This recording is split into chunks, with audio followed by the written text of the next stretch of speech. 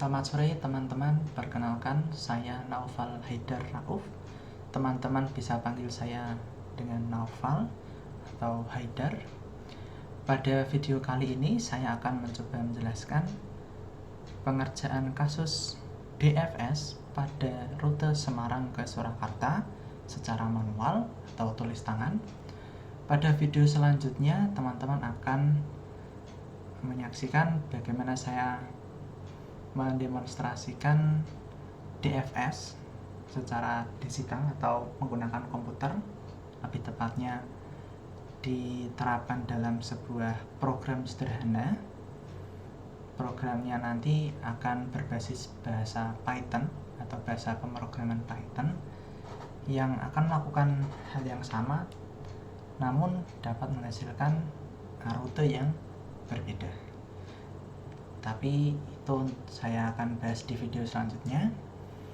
Untuk saat ini kita fokus pada apa yang ada di depan layar, yaitu hasil pengerjaan saya yang manual atau tulis tangan. Peta yang digunakan saya nyatakan sama seperti BFS. Petanya itu seperti ini. Pada kota awalnya atau not awal dari Semarang, atau diwakili dengan not C ke Surakarta, diwakili dengan not L di sini.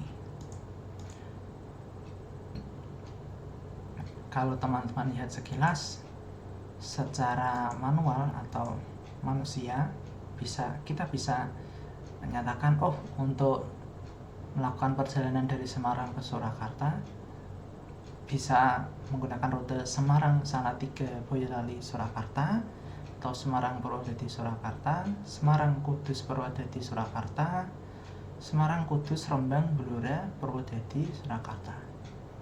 Nah, namun itu kalau dijawab tanpa menggunakan algoritma DFS. Kalau menggunakan DFS, hasilnya akan mengarah ke hal yang sama, namun kita menggunakan langkah-langkah tertentu seperti itu. Di sini saya nyatakan pada langkah pertama, C merupakan not awal dan C langsung dimasukkan ke stack. Hal ini sesuai dengan algoritmanya. Di sini tempatkan not awal di atas stack karena not awalnya adalah C atau Semarang. Anggaplah ini kota Semarang, maka kota Semarang atau not C, node C dimasukkan ke dalam stack. Sekarang ditemukan paling atas. Meskipun kalau kita sebagai manusia melihatnya, ini hanya bagian yang paling dasar, karena nanti akan ketambahan bagian-bagian yang lain seperti itu, ketambahan item-item yang lain. Langkah kedua, saya menggunakan aturan jika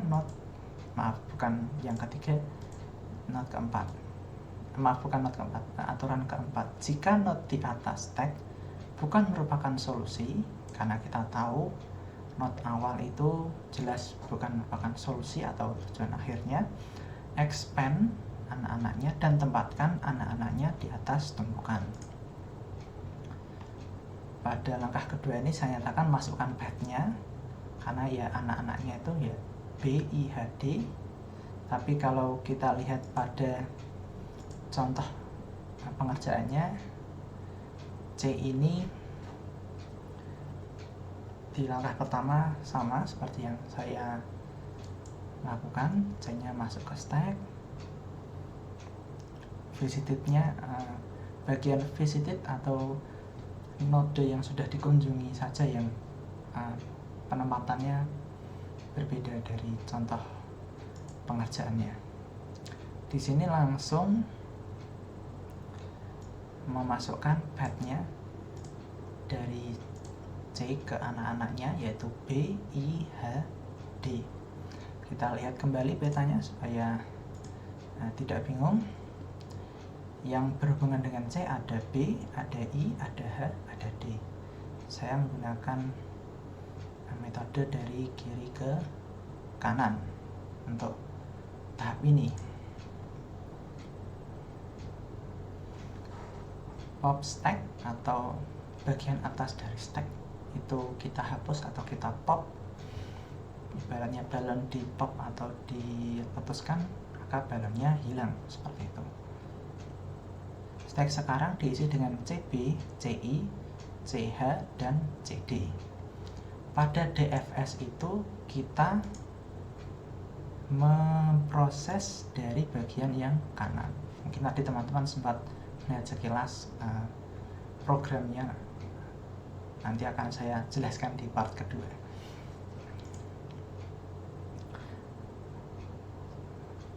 Dilambangkan sebenarnya antrian paling belakang di sebelah kanan.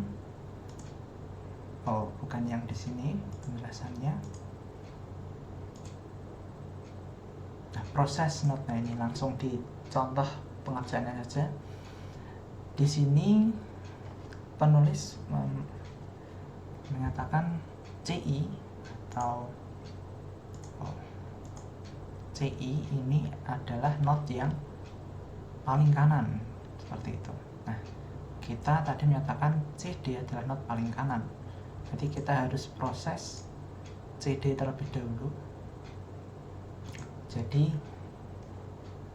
karena D itu punya anak E, C, H, F, otomatis CDE, CDC, CDH, CDF kita masukkan ke stack. Kemudian sesuai dengan langkah ke lakukan yang di algoritmanya, di langkah ini jika sudah diproses maka jalur akan hilang dari antrian. CD tadi akan hilang dari antrian, kemudian diganti dengan CDE, CDC, CDH, CDF. CD keluar, tapi nanti langsung kita masukkan item yang banyak, langsung banyak sekalian dimasukkan, yaitu CDE, CDC, CDH, CDF. CD di pop, jadi CD dihilangkan dari stack. Visited-nya sekarang ada node C dan ada node yang D. Berarti kalau kita lihat ke peta lagi, kita sudah melakukan kunjungan, bisa dibilang kunjungan dari Semarang ke Kudus. Semarang sudah kita telusuri, node Kudus sudah kita telusuri. Selanjutnya kita akan menelusuri di node F, karena F ini posisinya di kanan. Oh, ini kalau teman-teman sedikit bingung cara membacanya gimana, membacanya tetap dari kiri ke kanan. Saya sarankan tidak membaca dari kanan ke kiri supaya tidak bingung, karena saya jelaskan dulu langkah-langkahnya di kolom yang kiri. Kolom yang kanan nanti berisi ilustrasinya saja. Karena F atau node F ini berada di paling kanan, atau lebih tepatnya path atau jalur CDF itu di paling kanan atau paling atas dari stack, kita harus memproses path CDF terlebih dahulu. Saya nyatakan di sini CDF diproses. Ternyata F itu bukan node tujuan, kita masih belum sampai Surakarta nih. F itu adalah Rembang. Nah, mintanya kan dari rute Semarang ke Surakarta, ini baru sampai Rembang gitu. Kalau teman-teman lihat sekilas, berarti harus ke Blora dulu, kemudian ke Purwodadi, baru ke Surakarta. Atau mungkin dari Rembang balik lagi ke Kudus, dari Kudus ke Purwodadi, baru ke Surakarta. Itu kalau secara manusia ya. Itu intermezzo saja. CDF diproses, F bukan node tujuan, maka saya harus expand anaknya F, yaitu D dan G, dan masukkan ke dalam stack. CDF saya hapus atau saya pop, kemudian saya tambahkan node F, atau pada kasus ini kota yang diwakili dengan node F, yaitu kota Rembang. Saya tampilkan lagi ini. kota Rembang diwakili dengan not F. Saya masukkan ke bagian visited atau sudah dikunjungi. Visited ini untuk men-track atau melacak not mana saja yang sudah kita kunjungi, seperti itu. Berarti dari bagian visited ini bisa kita anggap kita sudah melakukan perjalanan dari Semarang, kemudian ke kota yang diwakili dengan not D, Kudus, Semarang, Kudus, ke Rembang. Dan karena ini CDFG, yaitu CDFG, kalau di bagian stack itu juga di bagian kanan, maka kita akan memproses path CDFG. G itu bukan not tujuan. Nah, G itu kota apa? G itu kota Blora. Kita masih belum sampai ke Surakarta. Otomatis kita harus expand lagi anak-anaknya. Jadi kalau digambarkan di graf, kita buat percabangannya di bawah. CDFG, G itu punya anak F dan H. Jadi ini anaknya ada F dan H, seperti itu. CDFG nanti di pop karena sudah diproses ya. Dan visited atau bagian yang visited, bagian yang dikunjungi sekarang sudah ada kota not C, kemudian ada not D, not F, not G. Atau bisa menggunakan bahasa Indonesia titik C, titik D, titik F, titik G supaya lebih mudah. Kita sudah melakukan perjalanan dari kota Semarang, Kudus, Rembang, dan Blora yang di tahap nomor 5, tahap kelima ini. Karena CDFGH itu di paling kanan, kalau di tulisan saya itu di paling kanan dari stacknya, kalau digambarkan secara vertikal itu ke atas, dari atas ke bawah atau bawah ke atas, berarti nanti CDFGH ada di paling atas, maka CDFGH itu selanjutnya yang kita proses. CDFGH dari rute dari C ke D ke F ke G ke H. H itu adalah kota Purwodadi. H, kota not H atau titik H atau kota Purwodadi itu merupakan kota tujuannya. Kita belum sampai ke Surakarta, maka kita harus expand anak-anaknya dan masukkan atau tambahkan ke dalam stack. Nah, Purwodadi itu memiliki anak atau memiliki cabangnya kanan kiri atas bawah. Adanya cabang yang ke Semarang, cabang ke Surakarta, ada cabang ke Kudus, ada juga cabang ke Blora. Nah, ini saya tulis CDGL, berarti CDGL. Nah, ini mulai di bagian ini sama di langkah sebelumnya kalau tidak salah, ini saya memutuskan untuk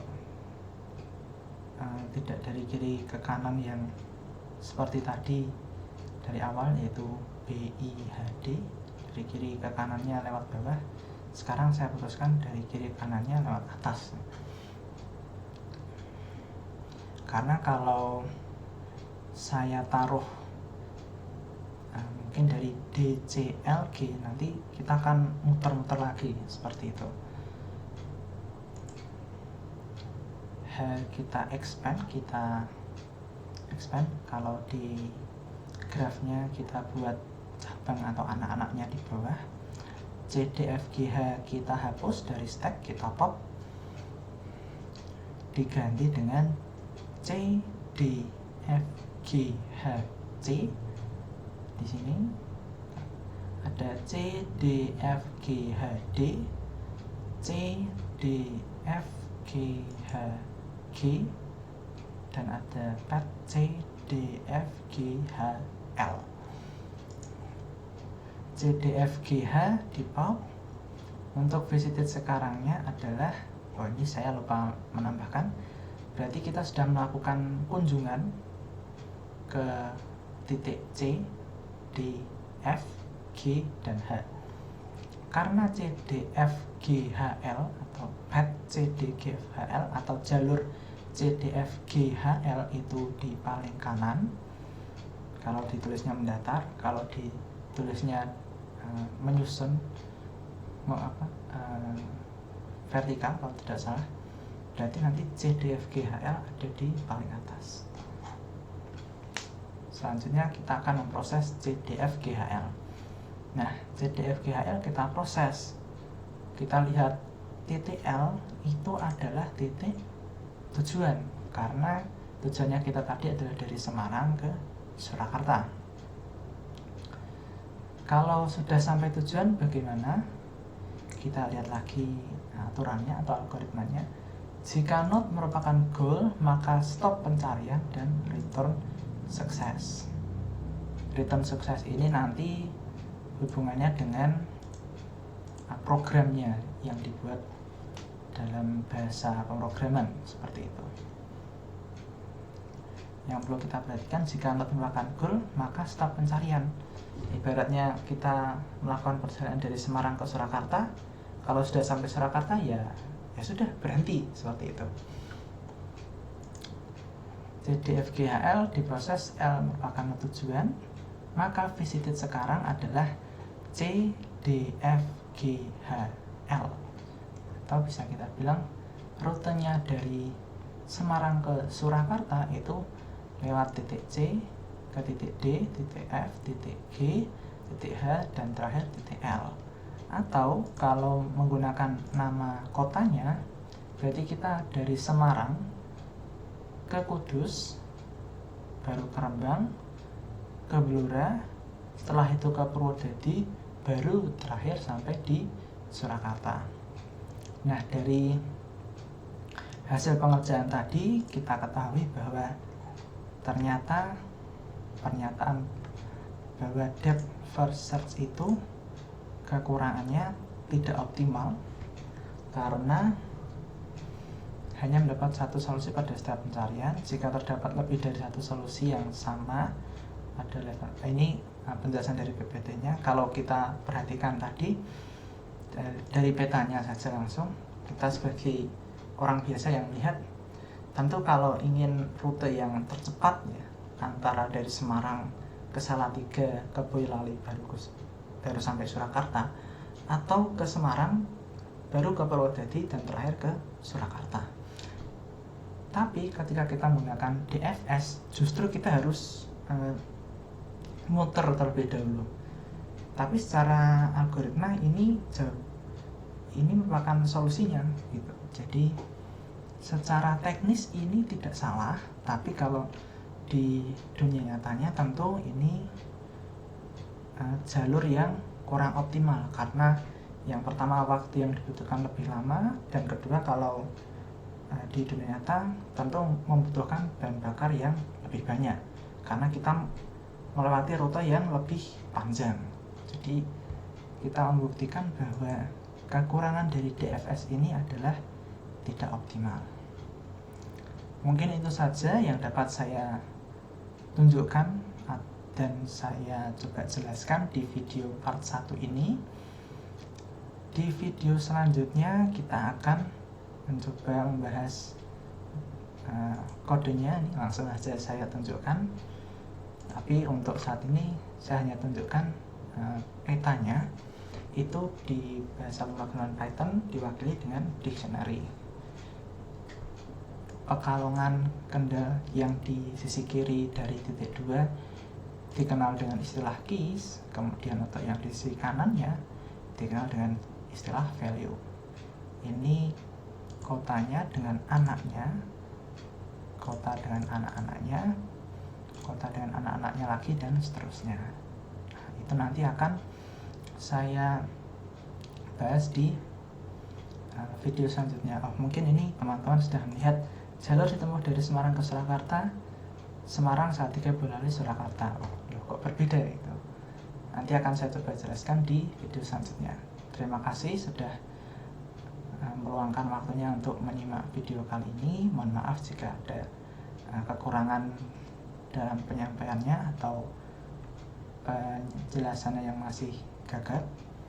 Saya juga sambil belajar dalam menjelaskan hasil pengerjaan saya. Terima kasih dan selamat sore.